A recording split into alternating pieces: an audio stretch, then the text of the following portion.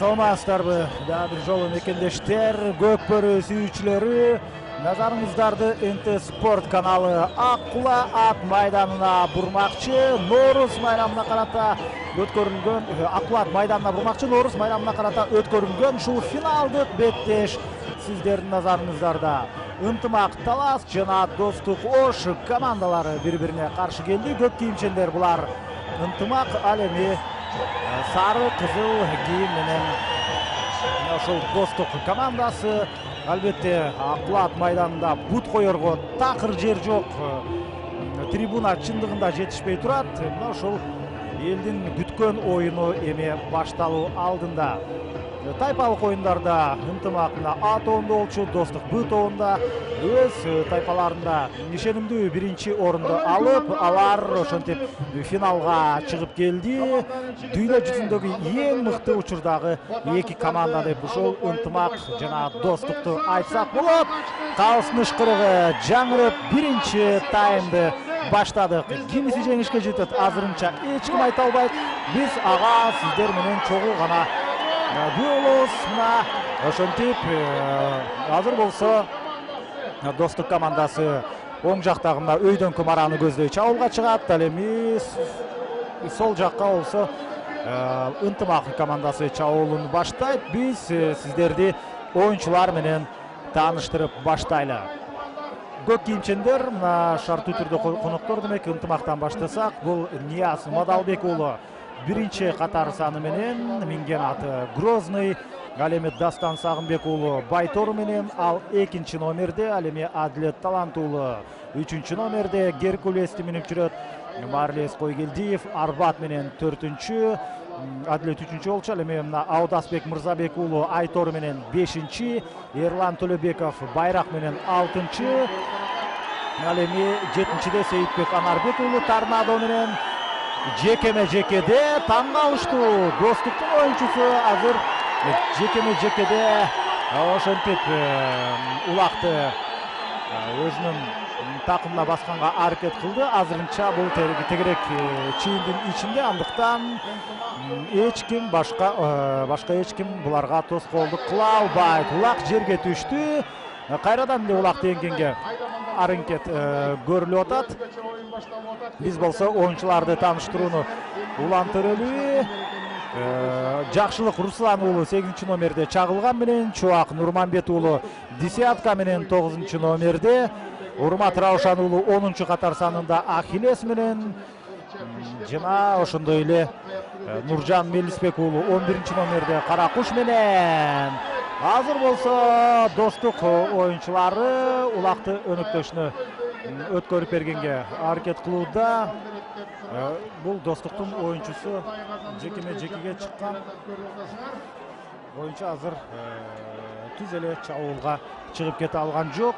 Нуржан Мелисбек уулун тааныштырды. Кара Куш менен 11-чи, ал эми Астар Култабышев 12-чи катар санында бул Амадор менен кайрадан жекеме-жеке орун алат. Азыр болсо эми Достук командасын сиздерге тааныштырып алалы. Ташым Айлыбашев биринчи катар санында. Ал Алай деген аргымак менен буга чейин Байыш Ниязов биринчи номерде жүрчү команда капитаны болуп, бирок быйылкы сезондо Байыш Ниязов Достук командасында катышкан жок. Ошондой эле Айбек Темирбаев экинчи номерде, ал Көкбет деген аргымак менен, ошондой эле бул жерде 4-чү номер Жодар Жолчу уулу, минген аргымагы Острый, 5-чиде Бауш Султанбеков, Бүркүт менен Майрамбек Рыспеков 6-чы номерде Токмок менен, Аскат Аскаровду алмаштырганда ушул Майрамбек Рыспековду айтсак болот. Султан Русланов 7-чи, минген аргымагы Талисман, ал эми Кыяз Ниязов 8-чы номерде, ал Месси менен 9-чуда Анаке Азимкул уулу, 9-чу номерде бул Дерский менен, ал эми 10-чу атактуу Манас Ниязов, минген аргымагы Бойка, ошондой эле Белек Мукаев 11-чи номерде, ал Титан менен Ильяс Исаков 12-чи катар санында Апорт менен. Мына сага азыр жекеме-жекеден ошентип ынтымақтың ойыншысы улақты жерден еңді, бирок азырынча такымга бас элеки. Жекеме-жекеден Достук командасында мындай атаандаштык болорун чындыгында күткөн жок элем. Ал учурда ошентип ынтымак чабуулга жөнөдү жана улакты такымга ишенимдүү басып жүргөн ынтымактын oyuncusu. Ынтымак командасынан негизинен бул жерде канча 13 номер жүрө таң калыштуу. Өтө алыс болуп атам окуя болуп жаткан жерден, андыктан азырынча чабандестердин атын айтуу бир аз татаалыраак болуп атат. Көрөрмандар туура түшүнөт деп ойлойм. Эми сиздерге албетте камера аркылуу, экран аркылуу бир топ жакындан көрсөтүлөт. Эми өзүңүздөр таанып калсаңыздар, ошол боюнча ким кайсы чабандес кайсы ат менен жүргөнүн өзүңүздөр байкап алсаңыздар болот. А мен колдон келишинче аракет жасайм. Бизди бүгүн буга чейин өтө жакшы орунга жайгаштырып атты эле. Бүгүн күйөрмандардын арасында болуп калдык. Андыктан бизде көрүү мүмкүнчүлүгү дагы бир аз татаалыраак болуп турат. Азыр кайрадан жекеме-жеке.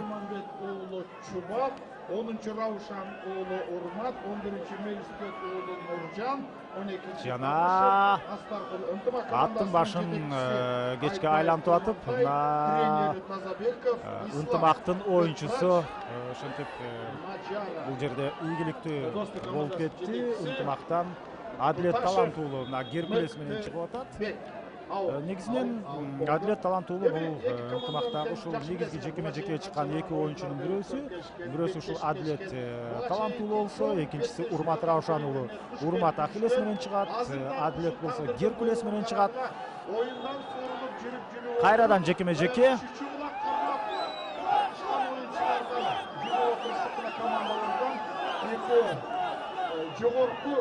Демек, биз жайгашкан жерде Достуктун күйөрмандары көп экен. Эки команданын тең күйөрмандары көп албетте. Достуктун дагы күйөрманы болуп көрбөгөндөй көп, ынтымактыкы дагы көп. Азыр болсо мына Манас Ниязов ортого чыкты. Бойка менен Манас Ниязов, ал эми ынтымак командасынан азыр бул жерде ынтымак командасынын oyuncusu, албетте атаандашын жакын жолотпой атат. Бойка Геркулеске, Ахиллеске каршы жекеме-жеке чыккан учурда негизинен ийгилик жарата албайт. Кээде эле мына кокустуктан ийгиликтүү болуп кетпесе, көбүнчөсү тирешүүдө Бойка ушул Ахиллес менен Геркулеске туруштук бере албай калган учур кездешет. Бирок Бойка негизинен чыныгы бул Манаска көнгөн, бири-бирин түшүнгөн аты. Бойка чабуулда өтө мыкты, улакты жерден эңип кеткен учурда өтө мыкты. Азыр болсо 81-73. Кичинекей бала калыптыр машинанын ичинде. Таптакыр күйөрман батпай бул Аккул ат майданына унаалар дагы тыгынга кабылып калды. Андыктан азыр болсо демек бир жаш бала унаанын ичинде калып калган экен. Асылбек Өзбеков ал тууралуу маалыматты айтып аткан.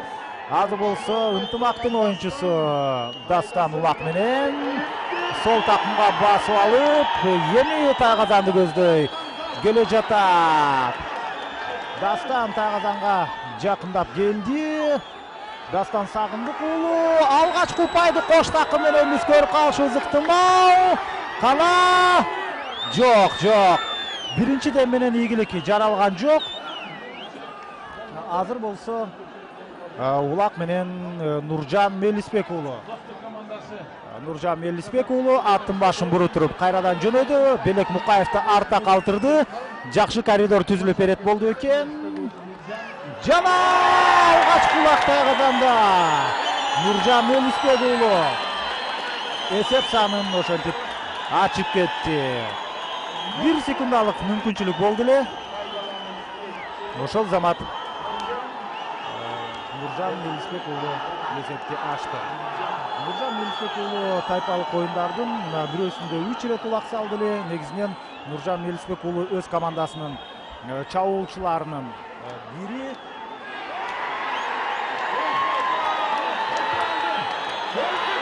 Азыр болсо экинчи улакты көрүп калышыбыз мүмкүн. Аскар Култабышевден ийгиликтүү аракети.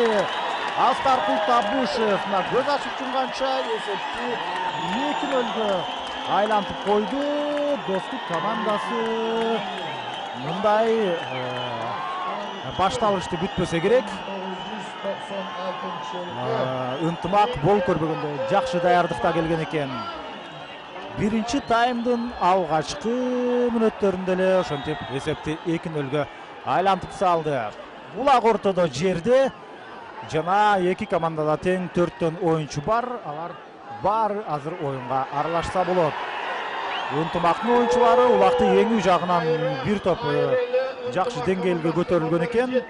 Улакты такымга басты, бирок көргөнүңүз бар достуктун балдары Абайлаш керек.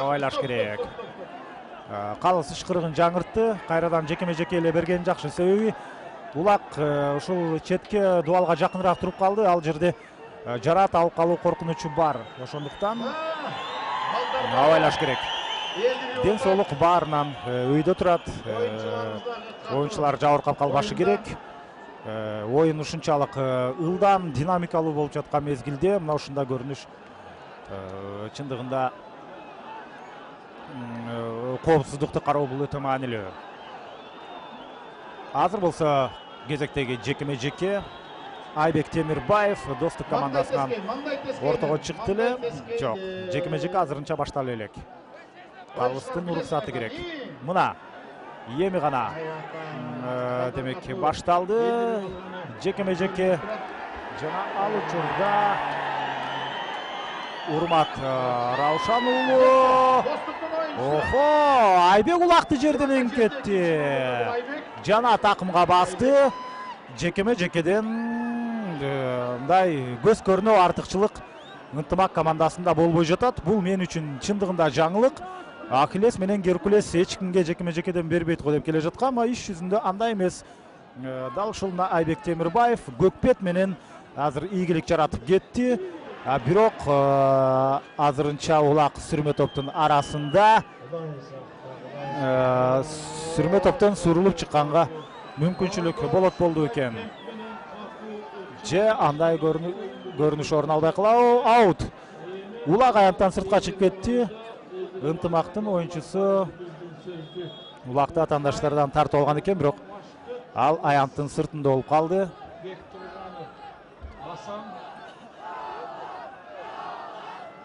Кайрадан жекеме-жеке. Геркулес ортого чыкты. Ынтымак таластан Геркулести минген Адилет Талантуулу. Адилет менен Айбек Темирбаев көкпет менен жана Геркулес Адилет экөөсү эч кандай маселесиз улакты жерден тегерек чийинден алып чыкты эле, бирок кайрадан жерде калып калды. Ой, абайлаш керек. Бауш Султанбеков улакты жерден эң алган эмес. Азыр болсо, эгер жаңылбасам, бул Нуржан Мелисбек уулу болушу керек. Нуржан Мелисбек уулу улакты өзүндө ишенимдүү сактап кала алган жок. Кайрадан жекеме-жеке орун алат. Ортодо калыс менен кандайдыр бир пикир келишпестик болуп жаткандай. Жана Бауш Султанбеков улакты ортого таштап кетти. Кайрадан жекеме-жеке. Ынтымактан албетте мына Ахиллес менен Урмат. Ал учурда Султан Русланов ал болсо Талисман менен чыкты. Талисман бир топ көлөмдүү ат, бирок албетте Ахиллеске каршы ал ишенимдүү жүрүштү ишке ашыра албай жатат. Ошондуктан Ахиллестин артын өтүп алууда. Урмат улакты бул учурда эңбейт, айрыкча мына ушул атаандаш артта турган учурда. Каптал жакта болсо, анда ал улакты эңгенге аракет кылат. каптал жакта болгондо улакты эңгенге аракет кылат. Артка өтүп, атандаш артка өтүп алган учурда таптакыр көзөмөл колдон чыгып кетет дагы. Анда улакты эңгенге аракет кылуу өтө опурталдуу. Мына Ахиллести байкап көрүңүздөр. Эч кандай кыйынчылыксыз ошентип ал атандашын талисманды улакка жакындатпай турат. Ал мезгилде калсын ышкырыгы жаңырды, белгиленген убакыт артта калды. Азыр болсо ынтымак командасынан ушул Адилет таланттуулу чыкты. Жок, Адилет эмес бул. Аудасбек Мырзабек уулу. Жок, Адилет экен. Адилет Геркулес менен ага каршы Айбек бул ирет атандаштык көрсөтө алган жок. Ат үстүндө улак тартыш. Кана сүрмө топтон кимиси улак менен сурулуп чыгып кетет болду экен. Мына ушундай чыныгы жүрүштөн рахат алсак болот. Жана ынтымактын бир оюнчусу жерге кулады. Эреже бузуу катталган жок. Себеби ат мүдүрүлүп кетти. Жок, түртүшүү орун алгандыр, бирок мындай алыстан келип эч ким кагып кеткен жок. Каптал калыстары жакшылап абалды байкаш керек. Ооба, эреже бузуу бар экен. Демек талисман менен Достук командасынын оюнчусу жаза жок, бул болсо Жоодар Жолчу уулу жаза мамысына кетти. Чындыгында капталынан демек сүзүп кеткен. Эреже өтө так сакталышы керек. Азыр ынтымак командасы бир оюнчуга көп. Андыктан позициялык чабуулга чыкса деле болот. Мындай каршы чабуулдун кереги жок. Жана үчүнчү улак казанда. Ошентип ынтымактын оюнчусу Нуржан Мелисбек уулу үчүнчү улакты тайгазанга салып кетти. Эсеп 3-0. Ынтымак ишенимдүү алдыга озуп чыкты. Нуржан Мелисбек уулу чыныгы финалдык беттеште бомбардирге айланып атат. Эсеп 3-0. Таң калыштуу. Ынтымак командасы бул көргөндөй чоң артыкчылыкты көрсөтүп атат. Биринчи таймдын 16 минутасы демек дагы 4 мүнөт бар. 4 мүнөт ичинде эсеп сандарын Достук командасы кыскартканга аракет кылышы керек. Бул эки команданын ортосунда 2 упай айырма жаралып кетсе, аны кайрадан жокко чыгаруу өтө кыйын болот. Азыр 3 салым айырма жаралып кетти. Артыкчылык мындай көрсөткүчтөн 3 салым артыкчылыкты жокко чыгаруу негизинен бул эки команданын ортосунда буга чейин болгон эмес. Андыктан Достук командасы өтө ыңгайсыз абалга туш келди. Улак жерде Тосмонун жанына түшүп калды. Калыс ышкырыгын жаңыртып коюшу деле ыктымал. Жок, андай эмес. Ынтымак азыр ынтымак командасы улакты жерден эңип кетти. Достук бир оюнчуга аз болуп атат. Себеби 2 мүнөттүк жаза мамысына ошол ынтымактын Достуктун оюнчусу Жоодар Жолчу уулу жаза мамысына байланган. Калсын ышкырыгы жаңырды. Азыр жекеме-жеке. Күй армандар болсо азыр талас деп уран чакырып баштады. Эки команданын тең албетте күй армандары өтө көп. Азыр болсо Достук 0 менен артта, айрыкча Достуктун оюнчулары азыр колдоого муктаж болуп турат.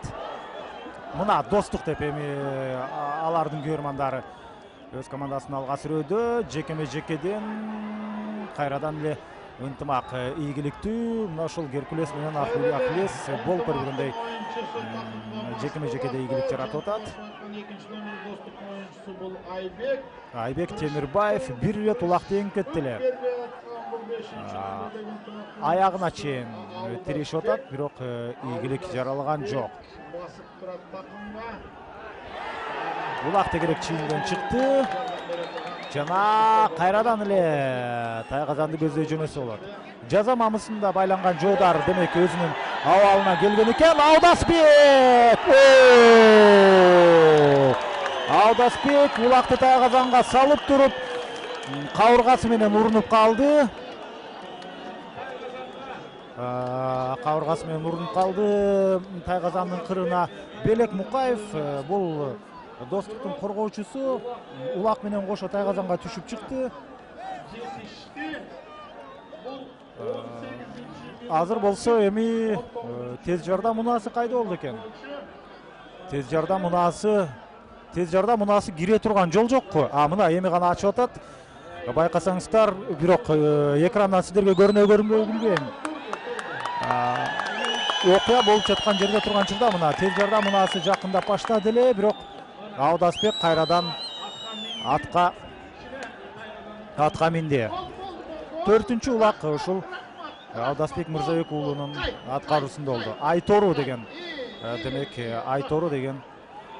аргымакты минип жүргөн Аудасбек. Таң калыштуу. 1-чи таймда 4-0 эсеби катталып кетти. Мындай оюну менен Достук бакубаттабастан деле утулуп калышы мүмкүн деле деген ой жаралат. Эгерде бир тайпада болуп калса, ат үстүндө улак тартыш. Манас Ниязов Дастан Сагынбек уулу менен улакты тартышып келди дагы. Аянттан чыгып бара жаткан учурда ал улакты атаандашына берип койду эле. 1-чи тайм соңуна чыкты. Эсеп 4-0, ынтымак командасы алдыда. Бир нече мүнөттөн кийин сиздер менен НТ Спорт каналы аркылуу 2-чи таймда жолугабыз.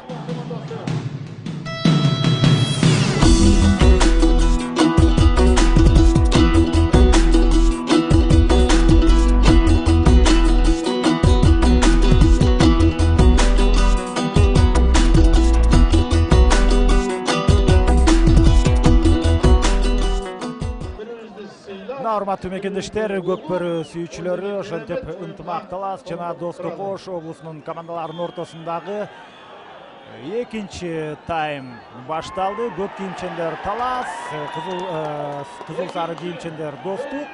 Азыр болсо чү дегенде эле чабуулга Астаркул Табышев жөнөдү. Азыр өзүнүн Тайгазаны тарапта жүрөт. Астаркул Табышевка каршылык көрсөтүп жаткан бул 7-чи номердеги демек Султан Русланов. Эсеп сандары 1-чи таймдын жыйынтыгы боюнча 4-0. Алгачкы улакты Нуржан Мелисбек уулу салды, андан кийин 2-чи улакты Астаркул Табышев, ал эми 3-чү улакты кайрадан эле Нуржан Мелисбек уулу салып кетти. 4-чүнү болсо Аудасбек Мырзабек уулу. Улакты салып атып, ал жарат алып калды эле. Ушул Тайгазандын кырына урунуп калды, бирок ага карабастан дарыгерлердин көмөгүсүз эле кайрадан ордунан туруп кеткен. 2-чи таймдагы алгачкы жеке-жеке. Азыр болсо ушул жерден аты секирип кетти. Бул 11-чи номердеги Белек Мукаев. Белек Мукаев албетте бул коргоочу оюнчу, андыктан Белек Мукаевдин атынын ушундай өтө агрессивдүү оюну таң калтырбай койбойт. Азыр болсо Аудасбек Мырзабек уулу жекеме-жекеге чыгып атат. Кара куш деген аты менен Геркулес экен. Аудасбек болсо Геркулестин негизинен Геркулести буга чейин Адилет Талант уулу минип аткан болсо, азыр Аудасбек Мырзабек уулу Геркулести минип атат. Анын өзүнүн аты негизинен Айтору болчу. Эмне болуп кетти? Калыстын ышкырыгы жаңырып калды окшойт. Белек Мукаев менен Калыс кандайдыр бир пикир келишпестиктерди ортого жаратты. Жана Белек Мукаев Достуктун улуттук курама команданын негизги коргоочуларынын бири, бирок улуттук курама командада ойногон жок. Бешмендер оюндарында ойногон жок. Ошентсе дагы Белек Мукаев болуп көрбөгөндөй мыкты коргоочу деп айтсак болот. Азыр болсо бул жерде Аудасбек Геркулес менен Геркулеспи? Ооба. Абайлаш керек.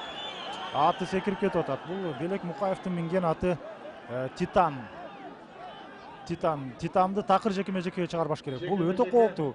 Туягы менен Аудасбектин башын тееп кетейин деди. Башына тепки жеп алайын деди ушул Аудасбек. Андыктан Белек Мукаевди мындан ары жекеме жекеге чыгарбай эле койгон жакшы. Ал учурда Ахиллес менен мына ушул Урмат Раушан уулу азыр эми карама каршы тарапты көздөй жөнөш керек. Бул өздөрүнүн тайгазаны. Мына өйдөнкө бараны көздөй сүзүп жөнөдү. Ахиллес болсо эми албетте эң күлүк аттардын катарын толуктабайт. Андыктан эми сүрмө топтон суурулуп аягына чейин чыгып кете алган жок. Жыйынтыгында улакты жерге таштап кетти, аянттан сыртка чыккан. Жекеме жеке Геркулес бара жатат. Аудасбек минип жүргөн Геркулес жекеме жекеге келди жана Достук командасынан эң башкысы Белек Мукаев чыкпашы керек. Менин жанымда экран жок. Андыктан мындай алыстан мен азыр жекеме жеке Достук командасынан ким чыкканын чындыгын аныктап атам. Айбек экен демек. Айбек Темирбаев мына Достук командасынан Көкбет менен ортого чыкты. Жана Аудасбек улакты жерден эңди, азырынча айланып атат. Такымга басканга мүмкүнчүлүк болбой жаткан учуру такымга басты. Баса элек жеткирди, бирок азырынча такымга баса элек. Эми басты. Бул ирет эми ынтымак оюнчулары тайгазанга бир топ жак. Охо! Айбекти караңыздар. Аудасбек менен чогуу улакты тартып кеткенге аракет кылып атат. Таң калыштуу. Үзөңгүдөн буту чыгып да кетти окшойт азыр. Аудасбектин мындай көрүнүшү өтө сейрек кездешет. Такымга басылган улакты сууруп кетейин деп атат. Мына эрендердин эр оюну деп ушуну айтсак болот. Букам оюн буурасам. Азыр болсо мына оюнчулар ушул жерден Айбек Темирбаев жок. Жыйынтыгында улакты алып кете албай койду. Жана алып кетти. Жок. Мына эми Достук командасына өттү улак. Улак Достук командасына өттү. Мен оюнча бул талисман окшойт. Талисманды ким минип жүрдү эле? Талисманды Султан Русланов, Султанчик деген кайманаттын ээси ошол минип жүргөн. Мен оюнча ошол Султанда болуш керек улак. Көрмандар бир аз тынчый түштү.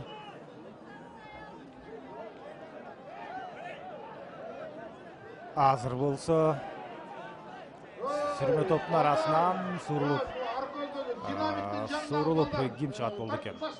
Кана? Шумурлар үзүп атат деп атат. Азыр тайгазанга жакын барган учурда ошентип бул жерден демек Достуктун оюнчусу тоскоолдук кылып калды. Калсын ышкырыгы кайрадан жаңырды. Биз кайрадан эле жекеме жекеге ээ болобуз. Кана Ахиллес барабы, Геркулес барабы? Геркулес го дейм. Жардам берип калашы. Bir gana toskolduk жаратып атасыңардар. Жарымы иштебей калды. Геркулес жекеме жекеге келди. Ынтымактан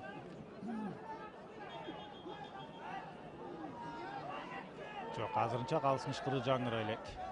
Экөө бири-бирине карама каршы турушу керек.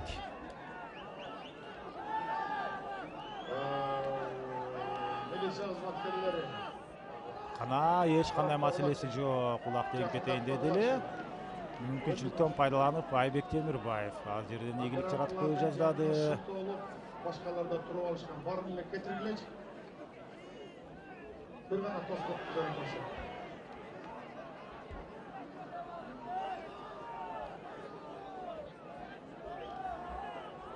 4-0 эсеби катталгандан кийин ошентип биринчи таймда кадимкидей оюнда интрига жоголуп кеткендей көрүндү. Бакуат Талас дейм кечиресиздер, ошол ынтымак эми бул 4-0 эсепти эгерде 4 салым айырманы 3-чү таймга чейин сактап калса, 3-чү таймда таптакыр достукка оюн бербей коет.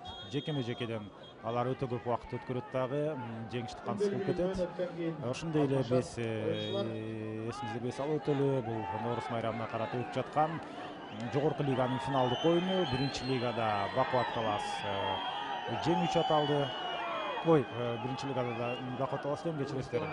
Анда Алкан Ата командасы жеңүүчү аталды. Алкан Ата менен Бишкектин Келечек командасы ойноп, Алкан Ата 5-1 эсебинде жеңишке ээ болуп кеткен. Азыр болсо Султан улакты жерден алды эле, бирок эңип кеткенге жетишпей калган.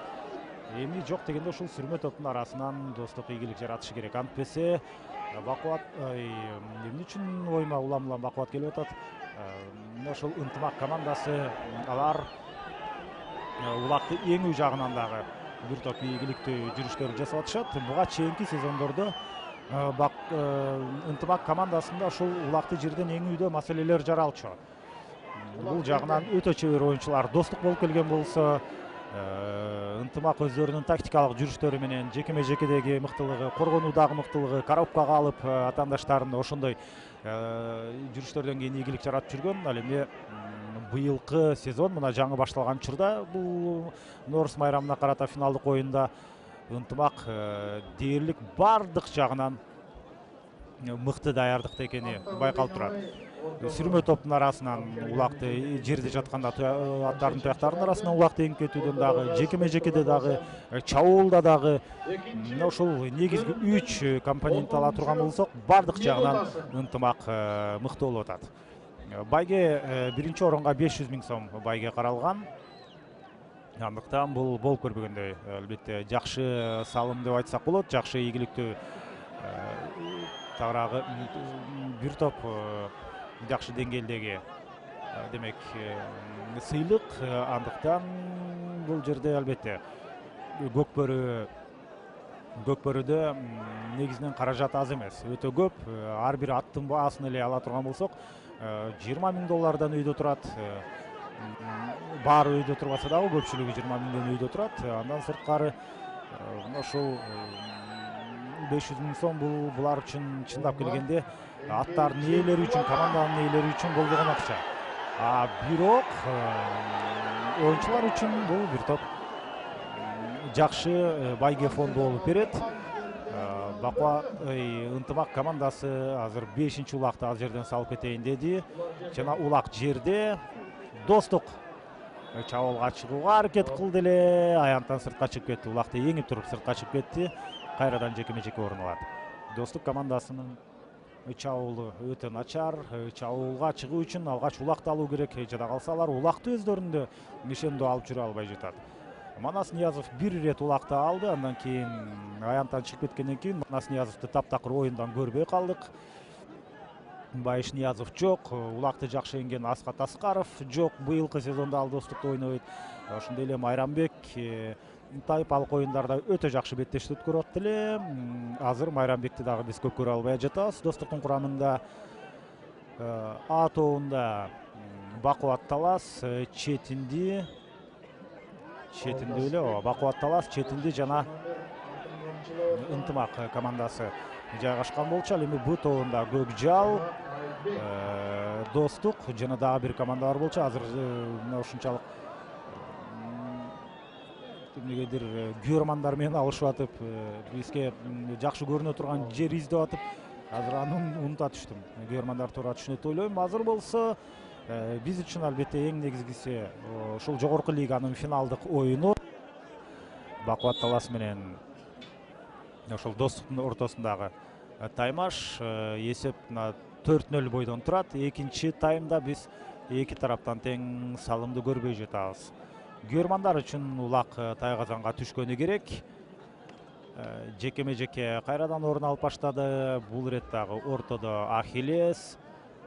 Жекеме-жеке эки оюнчу. Ахиллеске каршы ким? Айбек Темирбаев чыкты, Адилет Темирбаев чыкты же башка бирөө чыкты? Айбек экен, Айбек Темирбаев.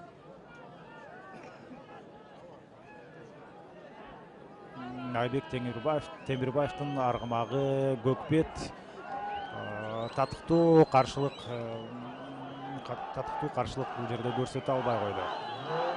Жыйынтыгында Аудасбек улакты жерден алды, бирок такымга басканга шарт түзүлбөй жатат. Айбек жанталашып улактын шыйрагына жетти окшойт. Бул беттештен болуп көрбөгөндөй атаандаштыкты күттүм эле. Биринчи тайм таптакыр мен күткөн нерсени орундаган жок. 4-0 менен ишенимдүү ушул ынтымак командасы алдыга чыгып кеткен. Экинчи таймда болсо эки команда бирдей ойноп атат, бирок ынтымак ошол 4-0 эсебине таянып, демек азыр баш оту менен чабуулга чыгып барган жок. Улак жерде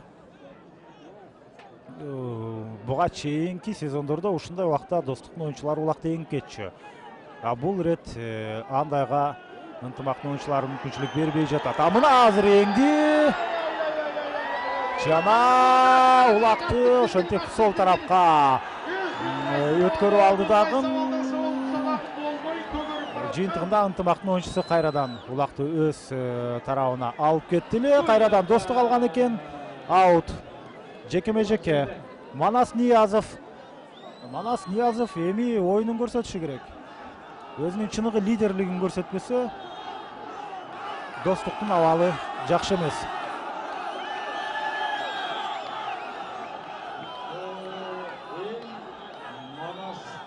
Күйөрмандар Манаста Бураан чакырып атат. Жекеме-жекеге Манас чыгабы? Жок, ал эмес. Урмат Раушан уулу Ахиллес менен чыкты. Ахиллести караңыздар, бир ордунда тура албай атат. Жок, алыстын ышкырыгы керек. Мына жекеме-жеке башталды. Ахиллес атаандашын аты менен кошо ары түртүп салып атат. Бул жерде Айбек Темирбаев Урматка каршылык көрсөтө албай койду бул ирет дагы. Жана ошол замат Урмат улакты такымга басты. Жок, такымга баса элек экен демек. Аянттан чыгып кетерде атын башын бурганга жетишпей калып, улакты жерге таштап кеткен. Ал учурда мына сага өтө өзгөчө көрүнүш. Достуктун бир оюнчусу жерге кулап түштү. Манас колдон келген аракетин көрүп атат, бирок Манастын оюнуна, сапаттуу оюнуна азырынча мүмкүнчүлүк берген жок. Сапаттуу оюн жүргүзүшүнө. Кезектеги чабуул Тайгазанды көздөй жөнөдү. Достук тараптан каршылык бар. Сейитбек экен. Сейитбек Анарбек уулунун аракети. Чабуул андан аруланат.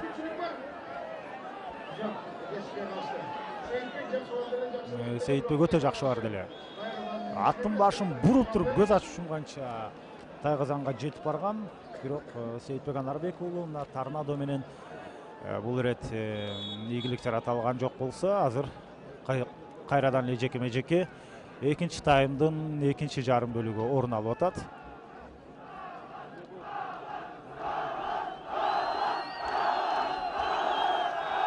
Таластап атабы же Манастап атабы? Аркы өйүздө өзгөчө күйөрмандар жанданып атат. Себеби жекеме-жеке ошолордун тушунда орун алып жаткан учуру. Султан чыккан экен Достук командасынан. Султандын минип жүргөн аргымагы бул талисманды минип жүргөн. Жок, ала алган жок. Адилет дагы улакты ала албай койду азыр. Адилет Талас командасынан. Адилет таланттуулу. Мүмкүнчүлүк берген жок. Кайра жетти Адилет. Улакты жерден алды. Султанчик каршылык көрсөтө алган жок. Эмне үчүн Султанчик дейбиз? Чындыгында Көкбөрү дүйнөсүндөгүлөр аны Султанчик деп жакшы таанышат. Лакап аты, кайман аты дейбизби? Бирок мүмкүн эркелеткен аты Султанчик деп аталып калган. Султан азыр эми атаандаштардан улакты тартып алганга аракет жасайт. Сүрмө топ сол тараптагы Тайгазанды көздөй жөнө келе жатат. Азырынча аттын башын бурган жок.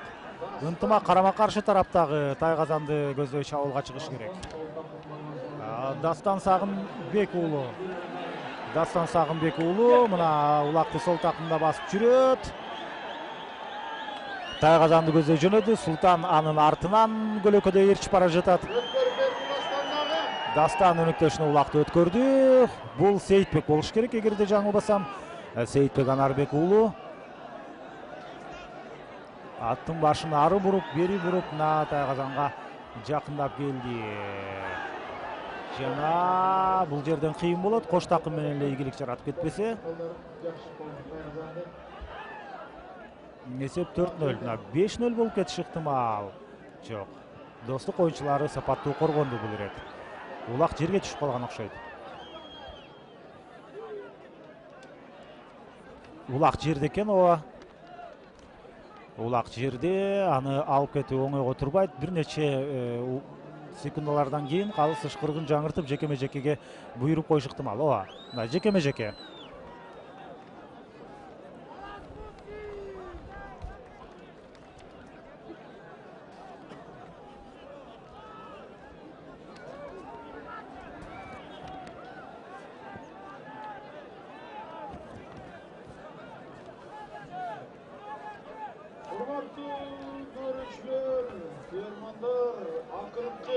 Ошентип 5 күнгө созулган, 6 күнгө созулган Көкбөрү турнири дагы Норус майрамына карата азыр соңуна чыгып бара жатат. 16-дан 1 финалдан баштап Көкбөрү ойноло баштады. Биринчи лигада, ал эми жогорку лиганын алкагындагы оюндар мындан 3 күн мурда башталган. Күн сайын күйөрмандардын саны өтө көп болуп атат. Бүгүн болуп көрбөгөндөй көп.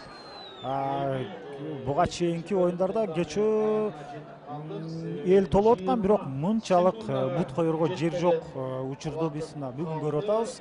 Анткени негизги оюн элдин баарын ушул ат майданга ээрчитип келген, бул ат майданга жетелеп келген ушул ынтымак менен достуктун беттеши болчу.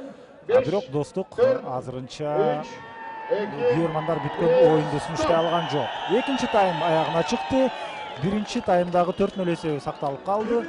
Алдыда эми жыйынтыктоочу 3-чү тайм бар. Ошол 3-чү тайм соңуна чыккандан кийин жогорку лиганын чемпиону дагы аныкталат.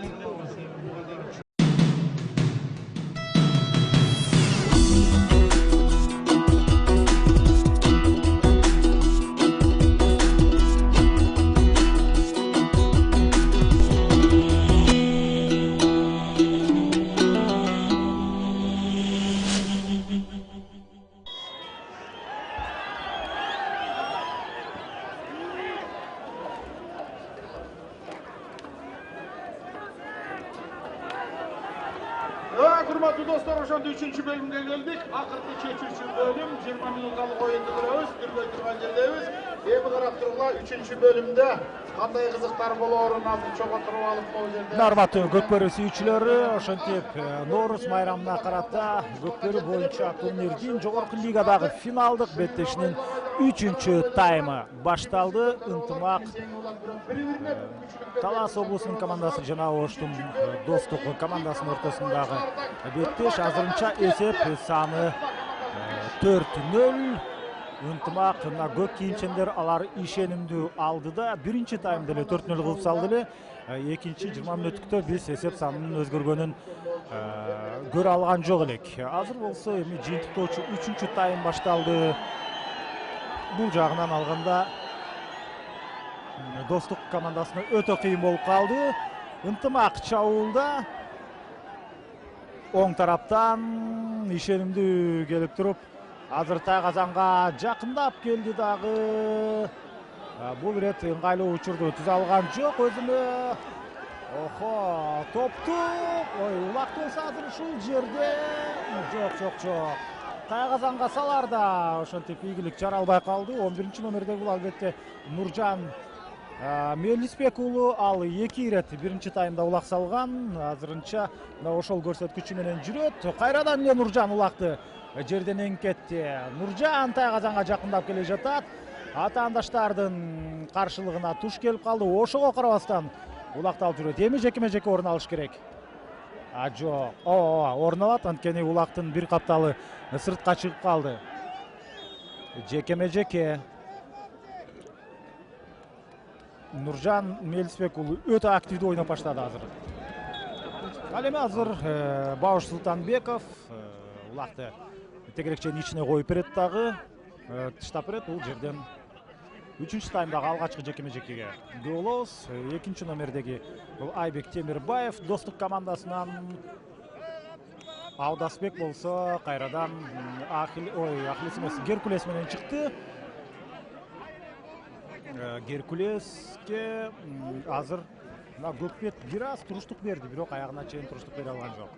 Бир аз атандаштыкты көрсөттү дагы. Эми ары жакта мына четте турат.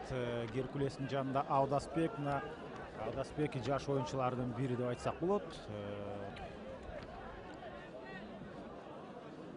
Эмнегедир Адилетти дал ушул Аудасбек алмаштырды. Буга чейин Геркулесте Адилет таланттуулуу минип жүргөн. Азыр болсо Аудасбек улакты жерден эңди. Такымга басканга азырынча мүмкүнчүлүк жок. Себеби Айбек Темирбаев кадимкидей каршылыкты көрсөтүп атат. Артка айланып, баш айланып калбайт болду экен, кечке айланып атып. Канча ирет Айбек аракет кылбасын, ошончо ирет Аудасбек мына Геркулесте айлантып атып, жыйынтыгында ал мына такымга басты. Улакты такымга басып алды. 35 килограммдык мына серке улак. Азыр болсо аны Аудасбек абалды бир сире оңдогондон кийин тагазанды көздөй жөнөйт. Ынтымактын оюнчулары азыр Аудасбекке коридор түзүп бериши керек. Эгерде 5-чи улакты тайгазанга жөнөтөм десе. Дагы деле айланып атышат. Канча ирет айланды. Башы да айланып калды болуш керек чындыгында. Улак аяктан тегерек чийинден чыкты. Кооптуу. Мындай ылдамдык менен келип капталдан сүзбөш керек. Андай болсо 2 мүнөттүк жаза маамысына байланып калышы ыктымал. Кайсыл оюнчу экенин байкабай калдым, ошо ынтымактын бир оюнчусу болчу.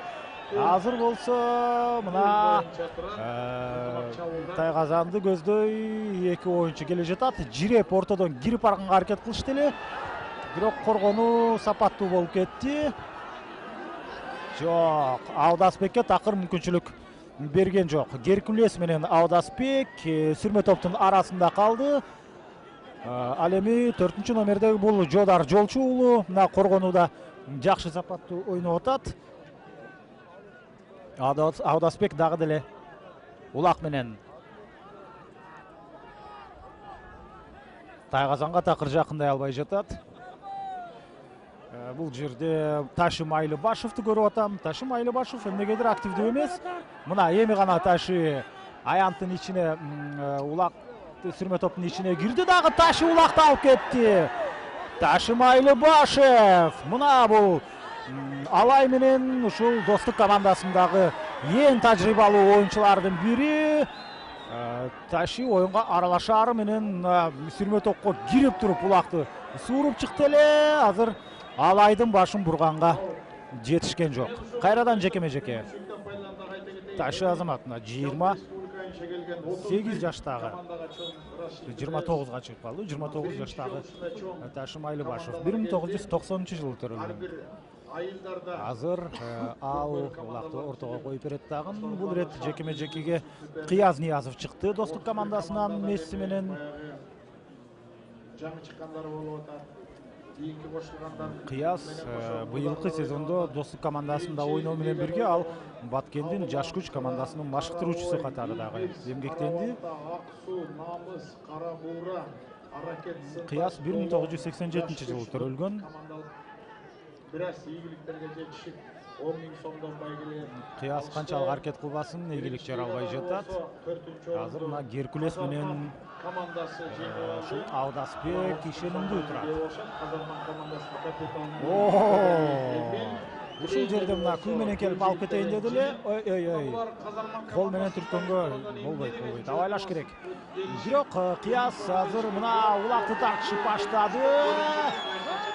Кыяз менен Аудасбек экөөнүн арасынан кимиси ошентип жеңүүчү болуп чыгат болду экен. Улакты такымга басып алган Аудасбек, андыктан Кыязга оңого турган жок. Аудасбектин жанында 9-номер кош такым менен улакты салып кетти. Аудасбек жана Чубак Нурманбет уулу десятка менен Чубак Нурманбет уулу менен Аудасбек мына эсепти 5-0 айлантып кетти. Кош такым өзүнүн мына жыйынтыгын берди. Эми беттештин тагдыры чечилип калды деп айтсак деле болчудай. Ийгилге жетиштиги Ынтымак командасын дагы урупай 5-чи улактап келишти. Жогорку лигада дагы мыкты оюндар болду. Мына эсеп 5-0. Эми Жогорку лигада Достук улакты салган учурда деле баары бир алар ийгиликти жарата албайт экен. Бирок канча улак сала алат болду экен Ынтымак. Мына ушул суроо калды. Азыр болсо хет-трик жасоо үчүн Нуржан Мелисбек уулу келе жатат. Жана Тайгазанга бир аз жетпей калды. Нуржанга каршы ой азамат. Мына Нуржан Мелисбек уулу. Нуржан Мелисбек уулунун азыркы аракети ийгиликтүү болуп чыкты. Эсеп эми 6-0 айланып кетти. Нуржан 1-чи, 3-чү жана 6-чы улакты Тайгазанга салды. Дагы Ынтымак канча улак салат болду экен. Манас Ниязов тартак эле оюнга чыкпай койду. Анын маанай түшүп калды. Жок дегенде бир ирет улак салып алыш керек Достук командасы. Төш булак командасы 30 000 сомдук байгени. Ошондой эле 4-чү орунда Көкжал 1-чи лига менен жогорку лиганын байге фонду эки башка болчу. 1-чи лигада 1-чи орунга 100 000 сом каралган. Аны Алкан Ата командасы утту. Ал эми экинчи жогорку лигада болсо мына азыр Ынтымак командасы дээрлик жеңишке жетчүдөй болуп турат.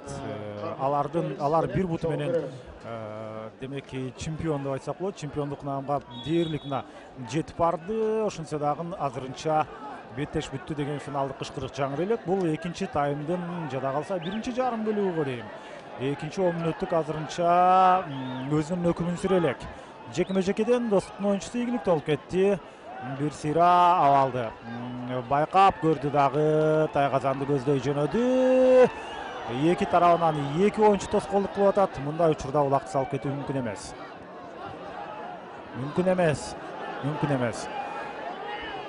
Мүмкүн бир атаандаш болсо кандайдыр бир ийгилик жаратып кетсе болот. Эки атаандаштын арасынан улак салуу өтө кыйын.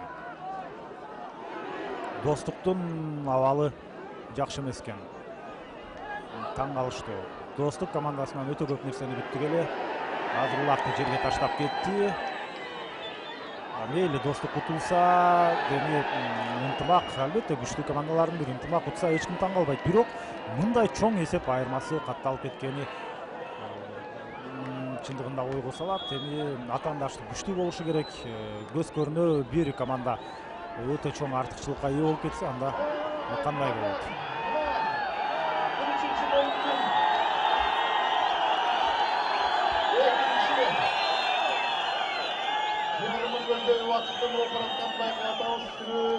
Демек дагы 10 мүнөттөй убакыт бар. 10 мүнөт ичинде эгерде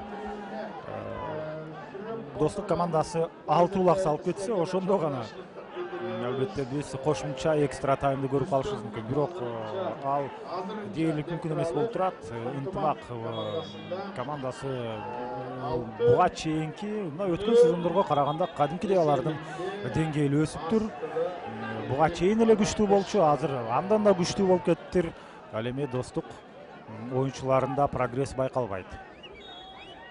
Ансыз деле Аскат Аскаров кетти, Байыш Ниязов жок.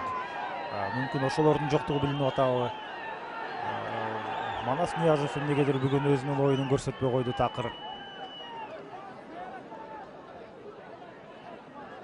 Азыр болсо кайрадан ошентип Аудасбек улакты такымга бас.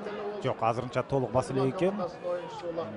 Ынтымак жекеме-жекеден негизи эле эч кимге берген эмес. Буга чейинки сезондордо дагы. Андыктан эсеп жагынан бир эле упай алдыга угузуп алса, алар ошол убакытты чоюп жүрүп бүтүрүп салчу. Азыр эми бул жерде ынтымактагылар эмне өздөрүнүн тайгазанына улак салам деди. Же бул жерде достукта жүрөбү? Жок, ынтымакта жүрөт. Андыктан ынтымак мына ылдыйкы марага келиш керек. Ылдыйкы марага азырынча жол тартканга мүмкүнчүлүк болбой жатат. Достуктун оюнчусу жок, улак жерде калып калды. Достуктун оюнчусу улакты өзүндө алып кала алган эмес. Эми бир рет улак салып койбойбу? Мына тоскоолдук кылбай эле койгулачы. Ой, Азамат. Ошентип эсеп 6-1-ге айланды. Эсеп 6-1. Достуктан ким салды? Ушул улак болчу, истоmoytчу, бирок эң өкүнүчтүүсү Манас. Чындыгында мына ушул оң жактагы өйдөнкү марага өтө алыс отуруп калдым дагы, алыстан чындыгында ким экенин байкабай калып атам. Бирок бул азыр өтө маанилүү эмес. Себеби 13-мүнутта өтүп атат дагы, болгону бир гана ирет Достук командасы ошентип улак салганга жетишти. Азыр болсо бул жерде 7-чи номердеги ошол Достуктун оюнчусу ал болсо Султан Русланов улакты сонун жерден эңделе. Азыр жекеме-жеке минутага жетпеген Манас Ниязовдун демек экинчи таймда, азыр үчүнчү таймдын башында аянтка чыкпай койгону өзгөчө таң калыштуу көрүнүш болду. Мына азыр Манас Ниязов жекеме-жекеге чыкты. Бирок Манас бул жерде деле жекеме-жекеден атаандашынан ийгилик, атаандашына каршы ийгиликтүү жүрүш кыла алган жок. Бойко албетте Ахиллеске, Геркулеске туруштук бере албайт, ошондуктан ал жерде чоң деле көп деле аракетти көргөн эмес эле. Жок дегенде бир улак салып кетсе жакшы болмок. Кыяз Ниязов улак менен жүрөт. Кыяз Ниязов өтө жакшы ылдамдыкты кармады эле, бирок коргонуу күчтүү. Коргонуу бул жерде жакшы, эки тарабынан эки атаандаш. Кыяз Ниязов аттын башын бур, кайра сал. Ай, жолунан да кош такым менен ийгилик жарат. Болуп кетти. Бери жагында турган, ушул Кыяздын жанында турган Чавандес бир атаандашты тосуп бербейт беле. Жок, иш жүзүндө нерсе орун албай калды. Эми биз азыр ынтымактын жообун күтөбүз. Азыркы кооптуу ал үчүн ынтымак болсо бул жерде ким жүрөт? 4-чү номердеги. Бул Аудасбек Мырзабек уулу. Аудасбек кечиресиңер, Марлес Койгелдиев. Мына азыр улакты такымга басып жүрөт. 4 оюнчу 2 минутага жакын убакыттын ичинде сонун оюндарды көргөн чыгып атышат. Марлес ошентип жекеме-жекеге улакты таштап кетти. Айбек Темирбаев калсын ышкырыгы.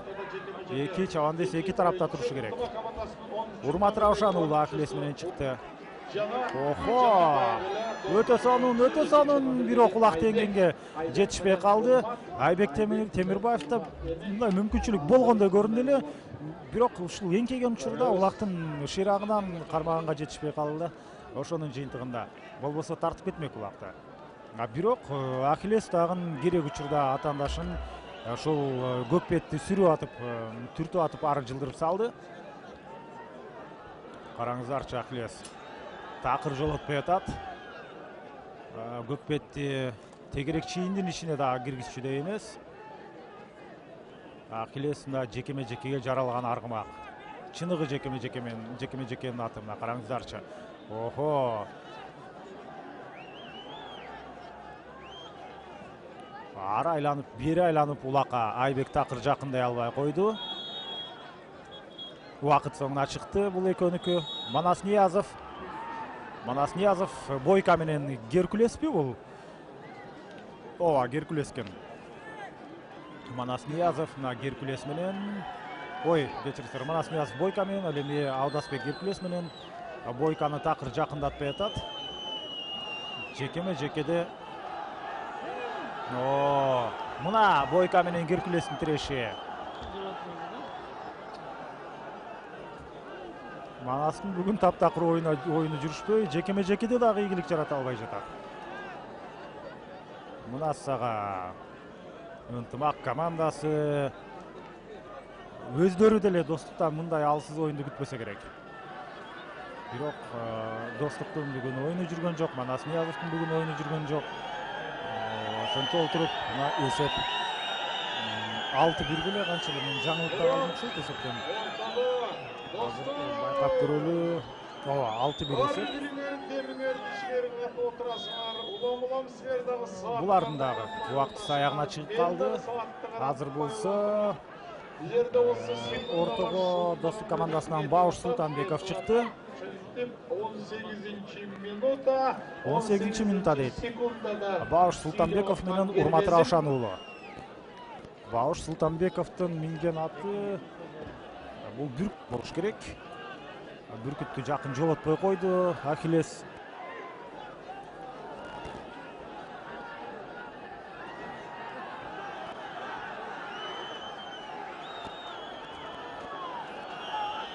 Кана канча аракет кылбасын, эч кандай майнап чыкпай атат.